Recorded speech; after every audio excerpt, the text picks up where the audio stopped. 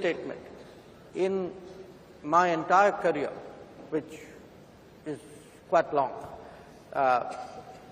I have never seen anything having a greater emotional impact on the rest of the world than giving vaccines. I've actually had people who tear up when they remember the first vaccine shipment. So, I mean, if you remember, look, COVID was a bad memory. We have put it all behind us. You try to actually get it out as much of your system as possible.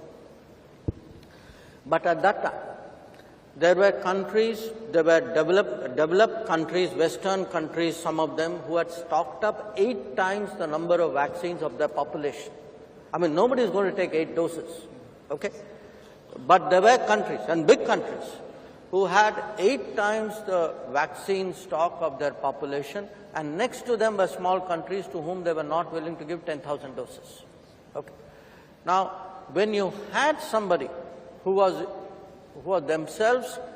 first of all responsibility of 1.4 billion, and then on top of it who had initiated the program, we were still in the middle of it, and we felt at that time that many of these countries should not, giving them 100,000, 200,000 doses was something which would be a gesture of solidarity. It would be make or break for them.